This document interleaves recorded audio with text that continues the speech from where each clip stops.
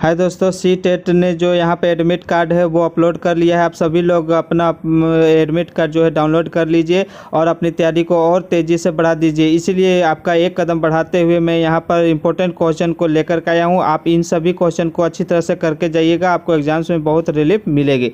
चलिए, आज का पहला क्वेश्चन यहाँ पर देख पा रहे होंगे कि एलोरा की गुफा की भित्ति चित्र जिसमें विष्णु को नरसिंह अवतार पुरुष सिंह के रूप में दिखाया गया है वो किस काल की कृति है। ठीक है, आप यहाँ क्वेश्चन देख पा रहे होंगे। तो हमसे पूछा है कि एलोरा का जो गुफा है उसमें एक चित्र बनाया गया है नरसिंह अवतार का। विष्णु जी का जो नरसिंह अवतार है उसको पुरुष सिंह के रूप में दिखाया गया है। यह किस काल की मूर्ति बनाई हुई है, हमसे पूछ रहा है। गुर्जर प्रतिहार, राष्ट्रकूट काल, चालुक्य काल या गुप्त काल। तो देखिए, एलोरा की गुफा में जो नरसिंह अवतार का जो वहाँ पर चित्र बना हुआ है वो राष्ट्रकूट के द्वारा बनाया गया है। राष्ट्रकूट काल के समय का ये चित्र बनाया हुआ है। ठीक है, हमारा आंसर हो जाएगा ऑप्शन नंबर 2। चलिए क्वेश्चन की तरफ चलते हैं। यहाँ पर देख पा रहे होंगे कि किसने जिन्ना के 2 राष्ट्र सिद्धांत का विरोध किया था। 2 राष्ट्र का सिद्धांत जिसने जिन्ना ने दिया था उसका विरोध किसने किया था? सरदार वल्लभ भाई पटेल ने, खान अब्दुल गफ्फार खान, वीर सावरकर जी ने या मौलाना आज़ाद ने? किसने किया था? तो देखिए, यहाँ पर जो द्विराष्ट्र सिद्धांत का विरोध जो है वो किया था किसने? मौलाना आज़ाद ने। ठीक है, किसने किया था? मौलाना आज़ाद ने। चलिए अगला क्वेश्चन यहाँ देख पा रहे होंगे। मैं यहाँ पर बिना टाइम वेस्ट किए हुए सभी जो है इंपॉर्टेंट क्वेश्चन की यहाँ पर वीडियो अपलोड लगातार कर रहा हूँ। आप सभी वीडियो को अच्छी तरह से देखते चलिएगा और अगर वीडियो अच्छा लगता है तो इस पर एक बार लाइक, शेयर और सब्सक्राइब जरूर कर दीजिएगा। देखिए अगला क्वेश्चन है, एक शिक्षिका अपनी कक्षा का आरंभ पशु मवेशी चारागाह के लिए भूमि से संबंधित मामले पर चर्चा के लिए एकत्रित हो रहे लोगों की घटना पर चर्चा द्वारा करती है।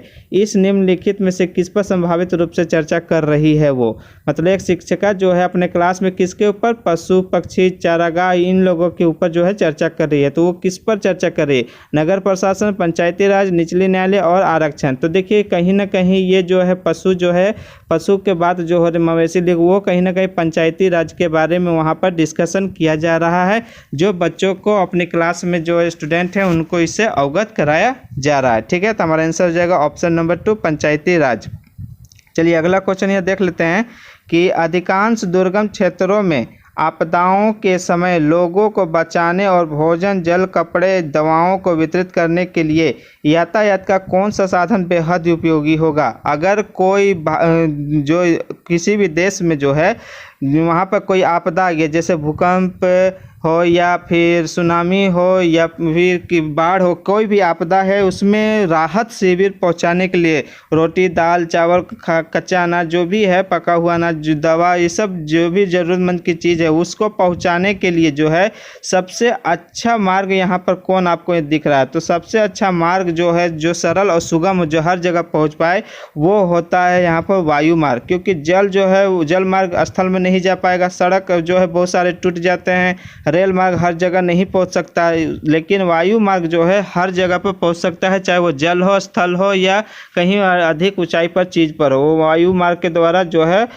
सुगम मार्ग वायु मार्ग जो है वो सभी प्रोडक्ट को अच्छी तरह से वहाँ पर सरलता और सही जगह पर पहुँचा सकता है। तो हमारा आंसर हो जाएगा ऑप्शन नंबर 1। ठीक है, चलिए अगला क्वेश्चन देख लेते हैं। यहाँ पर फुटपाथ और ठेलों पर सामान बेचने को जीविकोपार्जन के अधिकार के रूप में देखने की एक तरफ निम्नलिखित में से क्या कदम है? मतलब जो स्ट्रीट फूड वाले जो ठेले होते हैं उनको जीविकोपार्जन उनका अधिकार क्या है उसके बारे में यहाँ पूछ रहा है। फुटपाथ और ठेलों पर सामान बेचने के लिए शहरों के कुछ इलाकों का तय किया जाना। देखिए यहाँ पर शहरों के कुछ इलाकों का तय किया जाना ये भी जो है सही है। ठेलों को सड़कों पर प्रतिबंध करना नहीं, ये गलत है। छोटी दुकानों को ठेलों की जगह स्थान देना, ये भी गलत है। ठेलों और फुटपाथ पर सामान बेचने पर स्थानीय सरकार का कर लगाना, ये भी गलत है। तो हमारा आंसर हो जाएगा ऑप्शन नंबर 1 जो दिया हुआ है, फुटपाथ और ठेलों पर सामान बेचने के लिए शहरों के कुछ इलाकों का तय किया जाना चाहिए। ठीक है, हमारा आंसर यही हो जाएगा। चलिए अगले क्वेश्चंस की तरफ चलते हैं। अगला क्वेश्चन है, निम्नलिखित में से किसके उत्पादों को जो है काला सोना कहा जाता है? Black diamond, black gold, black gold किसको कहा जाता है, ठीक है। तो ब्लैक डायमंड जो है वो कहा जाता है कोयला को। आप आंसर उसको एग्जाम्स में गलत ना कर दीजिएगा, अच्छी तरह से वहाँ पर देख करके टिक कीजिएगा। काला हीरा जो है वो ब्लैक डायमंड कोयला को बोला जाता है, लेकिन हमसे पूछा है काला सोना, तो काला सोना जो है वो बोला जाता है पेट्रोलियम को। किसको बोला जाता है? पेट्रोलियम को। चलिए अगली क्वेश्चंस की तरफ यहाँ चलते हैं। अगला क्वेश्चन है कि निम्नलिखित में से कौन तिब्बत का राष्ट्रीय ग्रंथ है? तिब्बत का राष्ट्रीय ग्रंथ हमसे यहाँ पूछा, तो देखिए तिब्बत का राष्ट्रीय ग्रंथ है वो केसर सागा। केसर सागा जो है वो बौद्धों के द्वारा मनाया जाने वाला एक प्रमुख त्यौहार है जिसको बोलते हैं केसर सागा। इसी से और एक सवाल आता है कि लद्दाख को क्या बोला जाता है? लद्दाख को जो है तिब्बत का छोटा भाग बोला जाता है, ठीक है। भारत का लद्दाख जो है, भारत का तिब्बत लद्दाख को बोला जाता है, और यहाँ पर भी जो है केसर सागा को मनाया जाता है, ठीक है। तो हमारा आंसर हो जाएगा ऑप्शन नंबर 2 केसर सागा। चलिए अगले क्वेश्चन की तरफ चलते हैं कि ग्रहों के निम्नलिखित समूहों में से किस समूह के चारों ओर छल्ले होते हैं? मतलब अगर कोई एक ग्रह है जिसके ऊपर चारों तरफ छल्ले बने होते हैं गोल गोल, उस कौन कौन से ग्रह के चारों ओर छल्ले रिंग बने होते हैं? तो देखिए वो होते हैं 3 टाइप के जो हैं, उसके चारों तरफ छल्ले बने होते हैं। एक होता है शनि ग्रह, शनि फेमस है, इसमें होता है शनि, बृहस्पति और यूरेनस, ठीक है। तो देखते हैं ऑप्शन में कहाँ है शनि, बृहस्पति और यूरेनस। ऑप्शन नंबर 2 में यहाँ पर देखने को मिल रहा है शनि, बृहस्पति और यूरेनस के चारों तरफ जो है रिंग बना होता है, ठीक है। ये 3 ग्रह है जिनके चारों ओर जो है छल्ले बने होते हैं, ठीक है। चलिए अगली क्वेश्चन देख लेते हैं कि विद्यार्थियों को मुगल प्रशासन के कर्मियों की विविध भूमिकाओं एवं उत्तराधिकारियों को समझाने के लिए निम्नलिखित में से सर्वाधिक उपयुक्त कौन सा है? मतलब बोल रहा है कि मुगल प्रशासन के कर्मचारियों की विविध भूमिका जो था उस समय एवं उत्तरदायित्व को समझाने के लिए कौन सा सर्वाधिक उपयुक्त है? इसमें सर्वेक्षण, भूमिका निभाना, समय सीमा या खुले अंत वाले प्रश्न। तो देखिए यहाँ पर जो है ये जो कहीं ना कहीं जो पेडागोजी से रिलेटेड क्वेश्चन है, ठीक है। तो ये सबसे बेस्ट ऑप्शन होता है रोल प्ले। मतलब अगर कोई एक नाटक है जिसको बारे में बताना, तो उस बच्चे को रोल प्ले दे दिया जाए, उसकी भूमिका दे दिया जाए। कोई मुगल काल का जो दरबारी है वो बनेगा, कोई राजा बनेगा, इस तरह का रोल प्ले किया जाता है, तो इससे बच्चे जो है अच्छी तरह से सीखते हैं। तो ये भूमिका निभाना जो है रोल प्ले यहाँ पर सबसे बेस्ट आंसर यहाँ पर होगा, ठीक है। भूमिका निभाना जो है वो आंसर नंबर 2 बिल्कुल सही है। चलिए अगले क्वेश्चन तरफ देखते हैं। ईडूसेट से क्या अभिप्राय है? ईडूसेट क्या है? तो ईडूसेट देखिए क्या है, भारत में स्वदेशी निर्मित जो है पहला उपग्रह है, सैटेलाइट कृत्रिम उपग्रह है, ठीक है। तो भारत के द्वारा बनाया गया प्रथम कृत्रिम उपग्रह है। यह मानव निर्मित भारतीय उपग्रह है जो ऑप्शन नंबर 4 में है, ठीक है। ईडूसेट नाम है, याद रखिएगा, इससे क्वेश्चन आती है। तो ईडूसेट क्या है? एक मानव निर्मित भारतीय उपग्रह है, ठीक, ये भारत का है।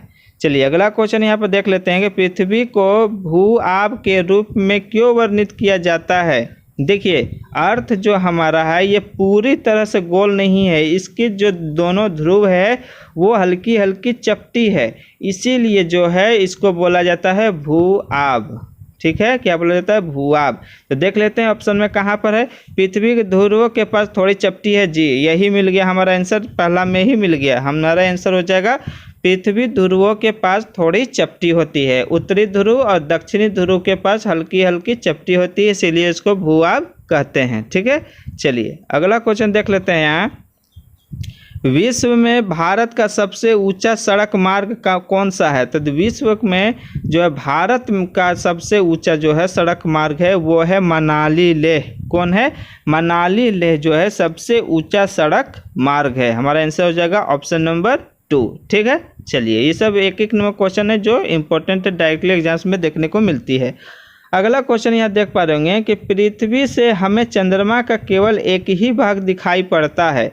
चंद्रमा पृथ्वी का एक चक्कर लगभग 27 दिन में पूरा करता है और लगभग इतने ही समय में वो अपने अक्ष पर एक चक्कर भी पूरा करता है। देखिए क्वेश्चन बोल रहा है कि यहाँ पर 2 ऑप्शन दिए हुए हैं चंद्रमा के बारे में, दोनों क्या सही है गलत है क्या है वो बताना। तो देखिए चंद्रमा जो है हम लोग एक ही पार्ट, हम लोग यहाँ पृथ्वी है और ये चांद है, तो हम लोग चांद का सिर्फ एक ही भाग जो है हमेशा देख पाते हैं, ये सही है, ये पहला बात सही है।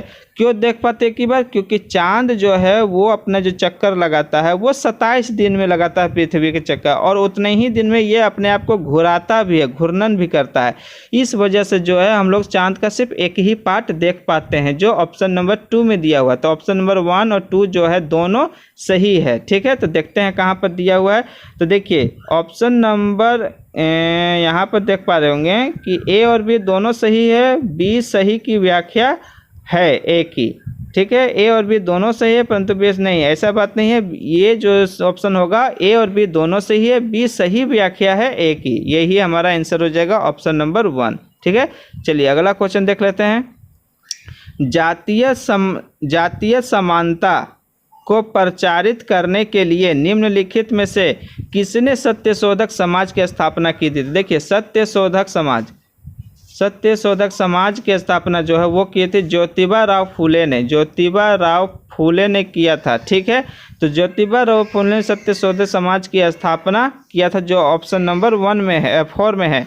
और इसी से एक और क्वेश्चन आता है कि ज्योतिबा राव फूले ने एक और किताब लिखी थी जिसका नाम है गुलामगिरी। इससे भी क्वेश्चन आपको एग्जाम्स में दिखने को मिलेगी, इसलिए दोनों याद रखिएगा, सत्यशोधक समाज और गुलामगिरी। ठीक है, गुलामगिरी किससे संबंधित था? ये अमेरिका में जो दास प्रथा थे उसके रिगार्डिंग था। तो ठीक है, तो ऑप्शन नंबर 4 जो है हमारा यहाँ पर आंसर हो जाएगा ज्योतिबा राव फूले। ठीक है, चलिए अगली क्वेश्चन की तरफ चलते हैं। यहाँ पर भूमि की एक सकरी पट्टी जो 2 बड़े भागों को जोड़ती है उसे क्या कहते हैं? जैसे कि मान लीजिए यहाँ एक कोई भूमि है, माफ़ कीजिएगा, यहाँ कोई एक भूमि है और यहाँ कोई एक भूमि है, तो ये दोनों भूमि को एक छोटे से स्थल से कोई जुड़ा हुआ है, ये दोनों भूमि, तो इसको क्या कहते हैं? तो देखिए इसको कहते हैं स्थल संधि। क्यों स्थल संधि? क्योंकि ये 2 स्थल पतली स्थल सकरी भूमि से जुड़ा हुआ है, इसलिए अगर यही कोई पानी से कोई जुड़ा होगा, पानी से कोई देश जुड़ा होगा,